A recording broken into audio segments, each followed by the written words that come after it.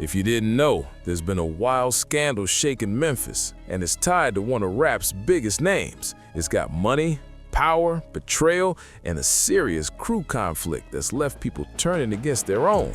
Word is, Moneybagg Yo's caught up in a dangerous situation with people from his old circle trying to squeeze him for cash, and things got so tense, he brought Big 30 on board just to keep things steady. This isn't just simple drama. It's about old crews turning rivals and tension that all started over a $200,000 record deal that some of his closest people saw as him selling out.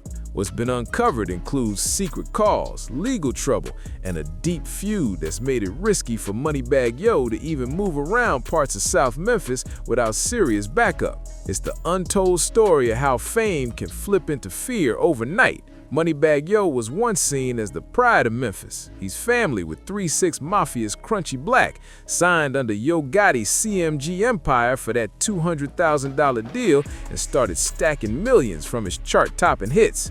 But here's the twist the industry doesn't talk about.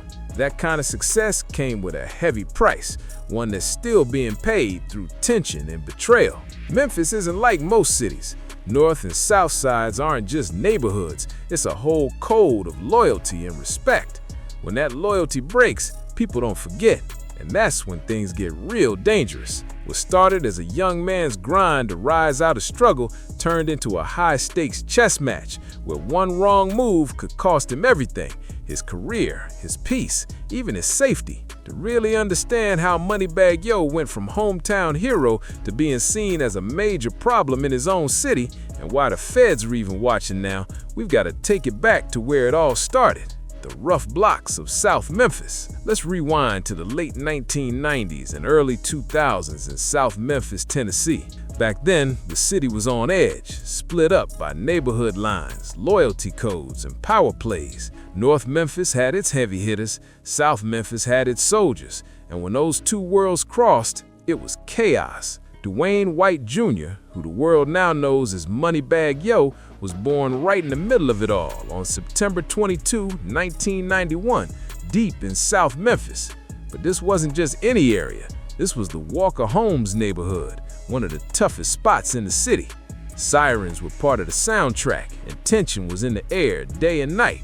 Life wasn't easy for him growing up on Heron Street. Moneybagg's mom was doing everything she could to keep her family going, raising 3 kids on her own while trying to keep the lights on and food in the house. There were nights when the fridge was almost empty, and winters so cold they had to sleep close together just to stay warm. What Moneybagg lacked in material things, he made up for it with powerful family ties, the kind that would later turn into both a blessing and a burden. He wasn't just another kid from the block, he was actually the blood cousin of Crunchy Black from the legendary Memphis rap group 3-6 Mafia. That connection gave him instant respect in the city, but it also pulled him into a world where reputation meant everything, and disrespect could lead to serious consequences. Crunchy Black himself once confirmed their family link, saying, "Moneybagg Yo, he political or straight? He wild too, that's my cousin for real." That kind of endorsement carried real weight in Memphis. But with that fame came heavy pressure. When you're connected to Memphis rap royalty, people expect you to carry yourself with pride, to live by a certain code, and never back down. By the time Moneybagg was 12, he'd already seen things no kid should ever have to witness. Chaos in the streets, deals going bad, friends getting taken away or caught up in trouble. The streets of South Memphis became his classroom, and every day was a new lesson in survival. He learned fast that where he came from, you either got ahead or got left behind. There was no middle ground. At just 14, that pull of that fast life became too strong to ignore. School didn't seem worth it when Quick Cash was calling his name. He started cutting class, shooting dice behind the gym, and getting his first real taste of fast money. As he once admitted, "When I was in school, I skipped school a lot." He used to say he'd shoot dice under the bleachers, skip class, hang out, and do things he knew he shouldn't. Typical neighborhood trouble. He later admitted, "I just didn't really go to school, stayed out, smoked, did all the stuff I wasn't supposed to do." But this is where everything takes a sharp turn, and is key to understanding how things later spiral. During that time, Moneybagg got close with a local crew that would one day turn into his biggest problem, a group known as Young Mob. Now, this wasn't just any crew. Young Mob was a South Memphis group that carried serious influence in the streets. They had control, connections, and a reputation for handling business in a way that made people pay attention. At the top of Young Mob were two brothers who would later become major players in Moneybagg's story. Lance Taylor, known in the streets as OG Boo Dirty, and his younger brother, Brian Lackland, who went by Stupid Duke. These weren't just casual friends or business contacts. These were like brothers to Moneybagg. They were with him back when he had nothing, when it was all about survival and loyalty. OG Boo Dirty was the older and more seasoned one, already known around the city as someone you didn't want to cross. By the time Moneybagg linked up with him, Boo Dirty had a name built on respect and a rep for not backing down from confrontation. People who knew him said he was the type of guy who always handled things directly. No hesitation, no bluffing. And that made him both respected and feared in equal measure. Stupid Duke, the younger brother, was cut from the same cloth, but even more unpredictable. At just 16, people in the streets were already whispering his name, calling him one of the boldest young figures in Memphis, someone who handled business without fear or hesitation. Court files would later label him as a key figure connected to several serious street situations. But back then, to Moneybagg, he was simply his loyal friend, the one who always had his back no matter what. Young Mob ran operations across several South Memphis neighborhoods, but their main base sat right in the same area where Moneybagg grew up. So for him, joining the crew wasn't just about chasing money. It was about family ties, loyalty, and survival. When you were part of Young Mob, you had protection, but that protection came with rules and responsibility.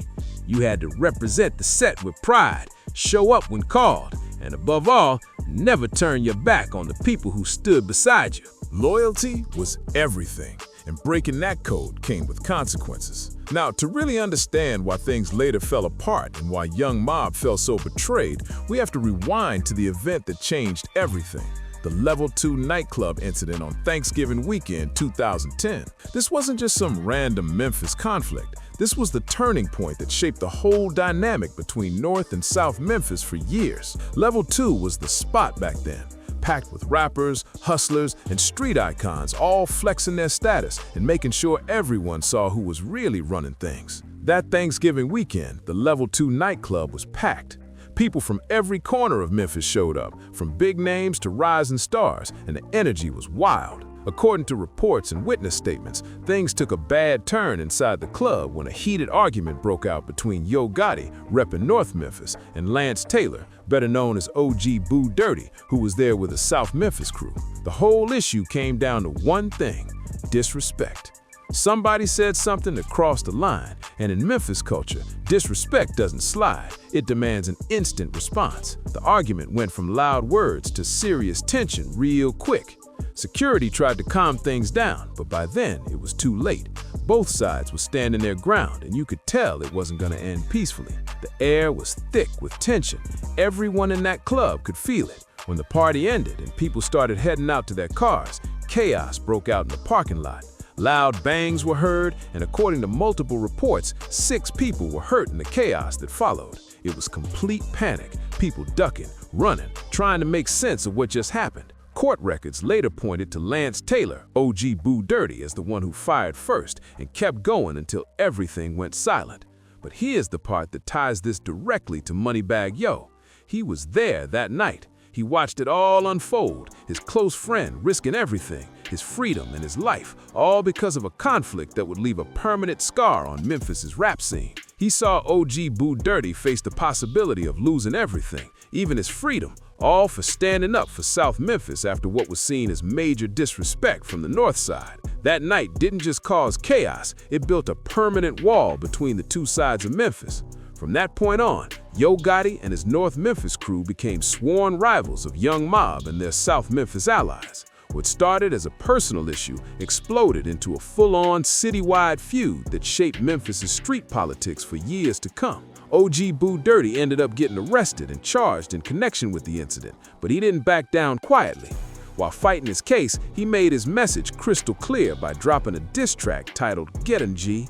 And this wasn't just another rap song, it was a declaration of war, a bold message fired straight at North Memphis through music. And here's the part that really showed where Moneybagg stood. Moneybagg Yo appeared in the music video for Get 'Em right next to OG Boo Dirty, proudly showing support for his young mob family.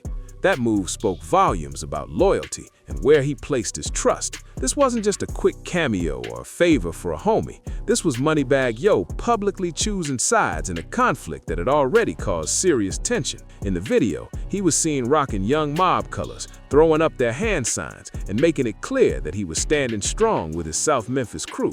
At that moment, there was no doubt. His loyalty was set in stone, and everyone in the city knew exactly where he stood. For Moneybagg, Yo Gotti was the rival, North Memphis was the other side, and Young Mob was his family, no questions asked. For the next few years, that loyalty stayed rock solid. Moneybagg kept hustling, pushing his rap career forward while still holding it down for his crew. He was still crashing on couches, still trying to make a dollar stretch, but he had something money couldn't buy: respect and protection from Young Mob. In 2011, Moneybagg dropped his first official track, Few Pay Me, and it started making noise in Memphis's underground scene. The record was raw, gritty, and told the story of real struggle, everything he was living day by day. Whatever cash he made from shows or street work, he poured right back into his music instead of flexing it on cars or chains like others around him. He had a bigger vision, building a name that would last. But in 2015, tragedy struck the crew. One of Moneybagg's closest friends, a guy named ELO, lost his life to the streets, and that pain hit deep. ELO wasn't just a friend, he was like a brother, always pushing Moneybagg to stay focused on music, even when things got rough. Moneybagg later opened up about it, saying, "My partner, my brother, ELO, you know what I'm saying? He died, you know what I'm saying? Like he used to always tell me, like, bruh, you gotta keep going hard, even when I wanted to give up." Those words stuck with him forever. Moneybagg dropped a mixtape called ELO, Everybody Lives On, as a tribute to his fallen brother, and it hit hard. The project's success caught the attention of Endless Entertainment, and soon after, Moneybagg landed his first real record deal. Things were finally starting to turn around. For the first time, it looked like he might actually escape the struggle and do it without turning his back on his people or his values. But with success comes temptation, and the music industry is full of them. Fame, money, and new connections can make even the most loyal person forget where they came from. In 2016, Moneybagg dropped another mixtape called Federal, and that's when everything started to shift.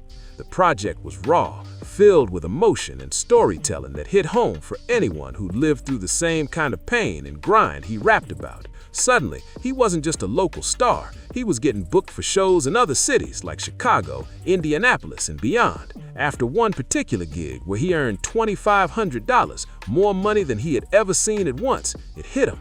Music could really be his way out. It wasn't just a dream anymore, it was real. But that realization came with a crossroads, and the choice he made next would change everything. Here's where the story takes a wild turn. Out of nowhere, Yo Gotti, the same man whose North Memphis crew had been beefing with Young Mob since 2010, started reaching out to Moneybagg, wanting to bring him into his CMG label. Now this was a massive deal. This wasn't just about music, it was about alliances, loyalty, and history colliding. Yo Gotti wasn't just another label boss, he was the opposite side of everything Young Mob had stood for years. Yo Gotti was the face of North Memphis, the power player who represented everything that South Memphis had been standing against for years. But at the same time, Yo Gotti was wildly successful. He had status, connections, and the kind of industry reach that could launch Moneybagg's career into a whole new stratosphere. His label, CMG, was already home to artists like Black Youngster and had major distribution backing it with real money and powerful music industry ties. According to Moneybagg himself, Yo Gotti had been trying to sign him for months, reaching out multiple times before things finally clicked. As he once said, "He had tried to come my way like 2-3 times. I ain't just bite. And then, like the third time, I felt like it was real sincere, and I was like, okay, cool, I'ma see what's up with this." But here's what makes this move so explosive. Moneybagg knew exactly what he was walking into. He even admitted, "I really couldn't do that. Like, he from North, I'm from the South, they don't get along. So it's like I went against my hood for that. because I just saw a whole bigger picture. Think about that for a second. He knew it would be seen as betrayal. He knew people back home would feel like he turned his back on the crew that held him down when he had nothing. But the temptation was heavy. The fame, the money, the opportunity to finally break out of the struggle. In 2016, Yo Gotti put something on the table that changed everything. A $200,000 signing bonus. That was more money than Moneybagg Yo had ever seen at one time. For someone who'd been sleeping on floors, wondering where his next meal would come from, that kind of cash meant freedom, security, and the power to finally take care of his family. So he took the deal. And just like that, his entire world flipped overnight. He went from being a young mob soldier to an official CMG artist, from repping South Memphis to being linked with North Memphis, from calling OG Boo Dirty and Stupid Duke his brothers to now doing business with their biggest rival. The moment that pen hit the paper, lines were crossed that couldn't be erased. The reaction from Young Mob was instant and heated. To them, this wasn't a music decision, it was personal. These weren't just business partners who felt left out, these were brothers who felt betrayed by someone they had protected and believed in. OG Boo Dirty, Stupid Duke, and the rest of Young Mob saw this move as the ultimate act of disloyalty, and the tension started to grow fast. But what really made things worse was how Moneybagg handled it afterwards. Instead of publicly showing love or appreciation for the people who helped him rise, he started distancing himself, even denying parts of their shared history. In a 2017 interview with DJ Vlad, Moneybagg said something that rubbed everyone the wrong way. When asked about the feud between his old crew and Yo Gotti, he replied, "The opportunity, you know what I'm saying? Like, it is like for you to make millions, like it's bigger than this, bro. Like, cut this out, like nobody didn't get killed over this anyway." He told people to leave it alone, but that statement wasn't the full truth, and everyone in Memphis knew it. The conflict between North and South Memphis had already left scars on the city. The Level 2 nightclub chaos had left people hurt, lives changed, an entire neighborhood shaken. OG Boo Dirty had risked everything, his freedom, his safety, and his reputation, all in defense of Young Mob's name. And now, Moneybagg was acting like none of that ever happened. That was the final straw for Young Mob. It's one thing to chase a better future. They might have been able to respect that, but to leave and then act like their sacrifices didn't matter, that felt like straight-up disrespect. The whispers started spreading fast across South Memphis. People were saying Moneybagg had switched sides, that he picked money over loyalty, and that he couldn't be trusted anymore. The same blocks that once cheered for him started going quiet when his name came up. Those cold looks in the neighborhood said it all. He wasn't one of them anymore. But the real fallout was just getting started. Young Mob wasn't the kind of crew to let something like that slide, especially not from someone they had once called family. According to multiple reports from people close to the situation, Young Mob began pressing Moneybagg for compensation, not just a one-time payment, but ongoing money as a form of what they felt he owed him for his success and protection in the past. They wanted recognition, respect, and their cut of what they believed was built with their help. And the message from Young Mob was loud and clear. You made millions off our name, our protection, and our respect. Now it's time to pay for that. And this is where Big 30's recent comments suddenly make a lot more sense. When Big 30 said, "You came to our hood for the muscle," because them folks started putting pressure on him, he was talking directly to the tension coming from Young Mob. According to many in the city, this wasn't just street gossip. There was real friction behind the scenes. Big 30 hinted that Moneybagg was still paying people to this day just to keep things calm and prevent any problems. And when you look at the timeline, everything lines up. Moneybagg signed with CMG in 2016, and not long after, the pressure from Young Mob started growing. By the time 2020 rolled around, that pressure had become impossible to ignore. And that's when Moneybagg made a smart business move that also doubled as protection. He signed Big 30 and his crew, not only as artists, but also as trusted allies who could keep him safe from his former circle if things went left. But Young Mob wasn't just bluffing. These were people with real influence and serious reputations. They had both the motivation and the power to make sure their demands were taken seriously. everything hit a breaking point in 2020 when an explosive audio recording surfaced online, one that pulled the curtain back on the whole extortion drama. The recording reportedly came from inside a correctional facility, and the voice on the tape was said to belong to Brian Lachlan, better known as Stupid Duke, Moneybagg's former close friend and original Young Mob brother. In the leaked recording, the voice was heard saying, "Moneybagg crossed the line, you know, it's forever up. He did a song with the dude that took one of our people. He got his face on TV. All of them got his name tatted up. He just did something you can't ever come back from. So you know it's up forever. He used to be Young Mob, and now he's doing tracks with someone tied to what happened to Young Mob, so it's never getting squashed." This wasn't just random people talking. This was family calling out family for what they saw as the ultimate betrayal. But to understand why those words hit so hard, you gotta know exactly who was behind them and what his name means in Memphis street culture. Brian Lachlan, better known as Stupid Duke, was 34 years old when that recording dropped, and his name already carried serious weight in the city. Court records describe him as one of the most well-known and unpredictable figures in Memphis. His history with the law was extensive. He had previously faced serious legal charges and was reportedly connected to several troubling incidents that had deeply affected the community. But Duke wasn't just another name in the streets. He was OG Boo Dirty's younger brother, which made him Moneybagg's day-one friend from way back. These were the same people who had his back when he was struggling, sleeping on floors and trying to figure out his next move. These were the same people who protected him when he was struggling, who pushed his music dreams when nobody else believed he could make it. In that prison audio, Stupid Duke made it crystal clear why Young Mob felt betrayed. And it wasn't just about Moneybagg signing with Yo Gotti. The issue ran deeper.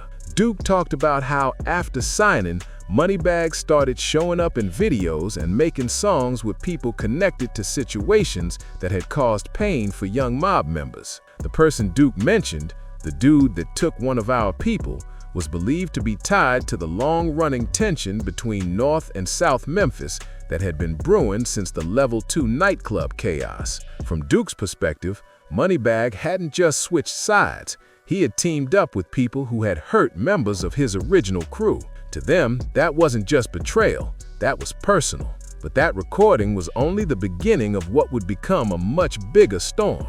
Duke's message came through loud and clear. This wasn't something that could be solved with words or apologies.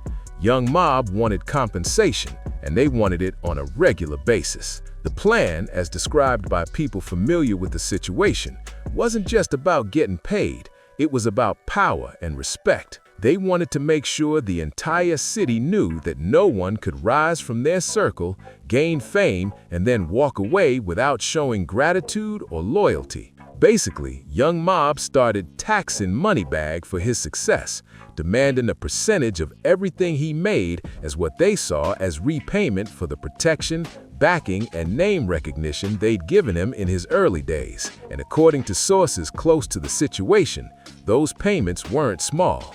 They were serious amounts of cash, meant to remind everyone that even fame doesn't erase street debts. The money being demanded was reportedly enough to keep Young Mob's operation running and even help out members who were locked up fighting cases. But for Moneybagg, this created an impossible situation. If he paid up, it would look like he was admitting to something and set a pattern that could follow him for his entire career. If he refused, he'd be risking his safety and the safety of the people closest to him. So he made a third move. He brought in protection. This is where Big 30 and his crew officially entered the story. In 2020, right around the same time Stupid Duke's prison audio went viral, Moneybagg signed Big 30, Big Nukie, and a few other Memphis rappers under his Bread Gang label. But according to what Big 30 later revealed, this deal wasn't just about music.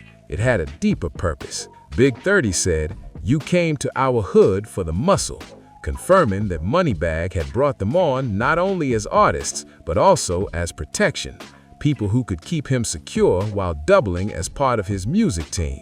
Big 30's crew already had a strong reputation in Memphis. They were known for holding their ground and handling situations directly when needed. But bringing in protection created a whole new set of challenges. Suddenly, Moneybagg found himself trapped between two powerful circles: Young Mob, who still wanted payment and respect, and Big 30's crew, who expected full loyalty and appreciation in return for keeping him safe. It was a dangerous balancing act that demanded constant attention and serious money to maintain. And just as it seemed like things couldn't get any more complicated, another twist hit hard. Even people from Moneybagg's own family started turning against him, adding more tension to an already explosive situation. In June 2021, someone claiming to be H.D. White, said to be Moneybagg Yo's father, began posting on Facebook, and the posts were brutal. He shared old photos and receipts showing Moneybagg hanging out with his original crew before the fame, writing captions that hit deep. One post read, "Before the money, everything was cool. Now he don't know us no more." Then he followed it up with another post that threw even more shade. "Your people will watch you struggle, then go help somebody who would never help them if the shoe was on the other foot. You didn't wish me happy birthday. Forget you and your birthday." This was clearly aimed at a line from one of Moneybagg's own songs, where he rapped, "My daddy called me on my birthday, didn't even tell me happy birthday, he just asked me for some cake." So now it looked like the family feud was spilling into the public eye. White was calling out his own son, accusing him of being ungrateful and turning his back on the people who had been there since the beginning. But here's where things get interesting: the timing of it all. Those Facebook posts came just 2 months after Stupid Duke was released from prison in April 2021. The overlap made people start connecting dots. Was this part of a bigger plan to pressure Moneybagg from all sides? And it wasn't just happening online either. The tension was showing up in real life too. Back in September 2020, while Moneybagg Yo was celebrating his 29th birthday in Las Vegas with his girlfriend Ari Fletcher, the celebration was disrupted by a disturbance reported outside the event. During that Las Vegas birthday weekend, reports say a woman, rumored to be one of Ari Fletcher's friends, was grazed by a bullet in the chaos. The official version from police described it as a random incident, and Moneybagg publicly denied being the target. But people back home weren't buying that story. The timing was too perfect, the location too specific, and the message behind it too loud to ignore. Word in the streets was that Young Mob had sent a warning all the way to Vegas, proving that distance couldn't protect him from the problems he left behind. According to local reports, authorities said a group near the valet area got into an argument, and someone reportedly discharged a weapon, possibly into the air. One woman was hit by a stray round, taken to the hospital, and thankfully released shortly after. But that clean, media-friendly version didn't capture what really went down. Many believe this wasn't some random act. It was a warning that nearly turned tragic. Inside Moneybagg's circle, the mood shifted completely. If Young Mob could track him down in Las Vegas, one of the most heavily monitored cities in the country, then nowhere was truly safe. The message came across loud and clear: pay up or face what comes next. Then came the real heartbreak. In 2022, tragedy struck again when Big Husky, one of Big 30's cousins and a signed artist under Moneybagg's label, lost his life in Memphis. Husky wasn't just part of the Bread Gang roster, he was part of the crew that had been helping protect Moneybagg from all the drama surrounding Young Mob.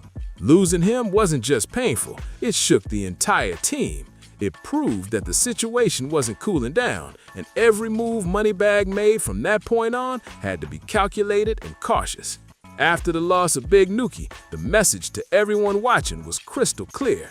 The protection Moneybagg Yo had surrounded himself with wasn't untouchable. Young Mob was proving they could reach anyone, anywhere, no matter how secure things seemed. And if you were getting paid to protect Moneybagg, that automatically made you part of the target list. When Nuki's death hit the news, Moneybagg was suddenly faced with a heavy test of loyalty. Would he show up at the funeral and pay his respects, or keep his distance to protect himself? In the end, he chose to stay safe, and that decision came back to bite him in a huge way. Moneybagg didn't attend Big Husky's funeral either. Instead, he posted a simple car emoji on social media as his way of paying tribute, and that move set off a storm. To many, especially Big 30, it felt like a slap in the face. Husky wasn't just another artist, he was family, and one of the guys who had been putting himself on the line to keep Moneybagg safe. Big 30 later went off online, saying, "You posted a car emoji. I was in one. Big difference between me and you. Anybody that knows me knows I had $150,000 in the backpack, ready to spend whatever to make sure my bro was straight. You called my phone begging to let me pay for the funeral." What Big 30 was really saying was that Moneybagg tried to handle the situation with money instead of showing up in person, trying to buy peace instead of showing real love and loyalty. From Moneybagg's perspective, showing up at that funeral might have been like walking straight into danger. If Young Mob really was connected to Big Husky's death, and many people in Memphis believed they were, then attendant could have easily turned into a setup. In his eyes, it wasn't about disrespect, it was about survival. That's when the full picture of Moneybagg's situation started to show. He was trapped between multiple powerful groups, paying for security just to stay safe, unable to move freely around his own city, and slowly losing the respect of the same people he was paying to protect him. The pressure wasn't just coming from the streets anymore. Even the federal government started paying attention. In July 2023, several alleged Young Mob members, including Stupid Duke, were indicted on federal RICO charges connected to organized crime, drug trafficking, and firearms violations. The indictment painted a picture of a highly organized group that had been operating in Memphis for years, pulling strings behind the scenes while keeping a tight hold on their neighborhoods. But Duke's legal troubles didn't stop there. In May 2023, he was also charged in connection with a serious case stemming from an altercation at Tug's Grill in Harbortown, Memphis. According to court records, Duke and another man reportedly tried to rob someone, but the situation escalated quickly. Reports say a weapon was discharged, and one person, Robert Winston, sadly passed away. By September 2024, prosecutors had added additional serious charges, including attempted first-degree murder, weapon-related offenses, conspiracy, and reckless endangerment. If convicted on all those charges, Stupid Duke could be facing life behind bars, and that's where things stand today. Duke remains locked up, battling multiple federal cases that could keep him there for decades. But here's the thing, Young Mob isn't just one person. The network is larger, the loyalty runs deep, and according to people close to the situation, the pressure on Moneybagg Yo hasn't stopped one bit. The alleged extortion still lingers in the background, and the streets of Memphis haven't forgotten the tension or the history that started it all. Word around the city is that Moneybagg has been keeping his distance for good reason. These days, he's mainly based in Atlanta, where he focuses on music and business. And when he does return to Memphis, it's with heavy security and only for short visits. It's a wild twist of fate. The same man who once walked the blocks of South Memphis with pride now has to move like a high-profile target in his own hometown. The guy who used to hang out freely now travels with a team of bodyguards just to check in on his own people. And when you really think about it, the irony hits hard. Moneybagg got everything he dreamed of: success, fame, wealth, and the ability to take care of his family beyond anything he imagined. But in chasing that dream, he lost something priceless: peace. He can't walk through the neighborhoods where he grew up, can't stop by the corner stores that shaped his story, and can't even visit the graves of fallen friends without being surrounded by security. His rise to the top came with a price that money can't buy back, and every year, that price just keeps climbing higher. Big 30's recent outburst pulled the curtain back on just how deep and complicated this entire situation really is. When he said he's still paying people to this day to stay off him, he wasn't just talking loosely. He was confirming what many insiders in Memphis have been whispering for years. Moneybagg Yo has reportedly been paying multiple groups just to keep things peaceful and to protect his safety. But that peace came with problems of its own. After Big Husky's death and Moneybagg's decision not to attend the funeral, Big 30 started to feel like their relationship wasn't built on loyalty anymore. It was built on business. The respect that once connected them had turned into a cold, transactional setup where everyone felt shortchanged.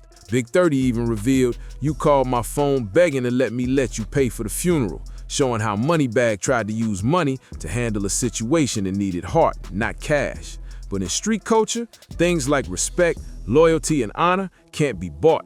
They have to be earned and proven through actions. Once the bond between Moneybagg and Big 30 broke down, things got worse. He was losing the protection he once paid for while still dealing with pressure from Young Mob. At that point, Moneybagg found himself caught in the middle, paying multiple sides, but truly protected by none. And this whole situation hasn't just affected him, it's left a mark on the entire Memphis rap scene. Young artists coming up now are watching closely, seeing how loyalty and fame can clash, and learning that every move in this game comes with a cost. Success might open doors, but it also brings enemies, expectations, and lessons that hit harder than any lyric ever could. If you made it this far, drop a like, share this video, and let us know in the comments. Do you think Moneybagg Yo can ever rebuild the trust he lost, or is it too late for peace in Memphis?